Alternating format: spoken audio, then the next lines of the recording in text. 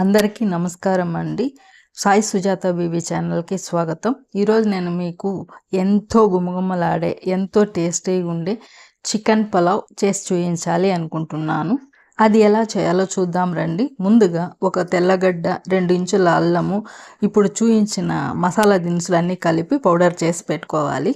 ముందుగా 1/4 కేజీ చికెన్ని బాగా కడిగి పక్కన పెట్టుకోవాలి. ఇందులో 1 స్పూన్ కారము, 1/2 స్పూన్ పసుపు, 1/2 స్పూన్ గరం మసాలా, అలాగే ఇంతవరకు మనం పొడి చేసి పెట్టుకున్నటువంటి అల్లం వెల్లుల్లి మసాలా పౌడర్ 1 స్పూన్, అలాగే పెరుగు ఒక 3 టేబుల్ స్పూన్లు వేసుకొని 1/2 స్పూన్ సాల్ట్ వేసుకొని మొత్తం బాగా ముక్కలకు పట్టేలాగా మిక్స్ చేసుకోవాలి. మిక్స్ చేసుకున్న తర్వాత దీన్ని వీలైతే 3 గంటలు లేకపోతే ఒక 1/2 అవర్ పైనే పక్కన పెట్టుకోవాలి. ఇప్పుడు స్టవ్ ఆన్ చేసుకొని కుక్కర్ పెట్టుకొని అందులో 1 tablespoon oil, 1 tablespoon ghee వేసుకొని కాగాక ఆనియన్ కట్ చేసుకునేది పెద్దది ఒకటి వేసుకొని వేయించుకోవాలి. తర్వాత మసాలా దినుసులు, బిర్యానీ ఆకు అన్ని చూయించినవన్నీ వేసుకొని వేయించుకోవాలి. కొద్దిగా మెంతాకు వేసుకోవాలి, మీ దగ్గర ఉంటే కసూరి మెతి అయినా వేసుకోవచ్చు. వేసుకొని అవి వేయించుకోవాలి. తర్వాత ఆ ఆనియన్స్కి సరిపడా సాల్టు, ఒక 2 పచ్చిమిర్చి వేసి వేయించుకోవాలి. 1 టమాటా కట్ చేసుకున్నది వేసుకొని దాన్ని కూడా వేయించుకోవాలి. ఆనియన్స్ బ్రౌన్గా వేయించుకుంటేనే టేస్ట్ వస్తుంది, గుర్తుపెట్టుకోవాలి. 1 గుప్పెడు పుదీనా, 1 గుప్పెడు కొత్తిమీర వేసుకొని వేయించుకోవాలి.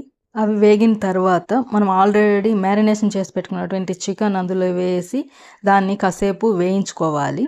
అందులో నుంచి నూనె బయటకు వచ్చేదాకా కాసేపు ఉప్పు కారాలు పట్టే వరకు మనము వేయించుకోవాలి. అది వేగిన తర్వాత అది వేగేలోపు మనము ఇప్పుడు బాస్మతి రైస్ నేను 1 గ్లాస్ తీసుకున్నాను. దానికి అనుగుణంగా 1.5 గ్లాస్ వాటరు పక్కన పెట్టుకొని బాగా బాయిల్ చేసుకోవాలి.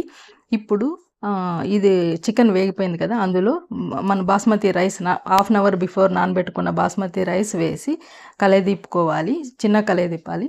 తర్వాత కాగబెట్టుకున్న వాటర్ వేసి అందులో దాన్ని ఒకసారి కాసేపు ఉడుకు రానివ్వాలి. ఇప్పుడు సాల్ట్ చూసుకొని ఆల్రెడీ చికెన్లో వేసాము, దీనికి సరిపడా ఇప్పుడు సాల్ట్ వేసుకొని ఒక నిమ్మరసం నిమ్మకాయలో 1/2 నిమ్మరసం వేసి తర్వాత కుక్కర్ మూత పెట్టి ఒక 2 విజిల్ వచ్చేదాకా రానివ్వాలి.